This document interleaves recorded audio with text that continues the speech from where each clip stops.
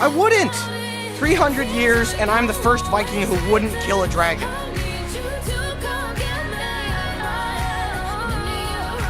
First to ride one, though.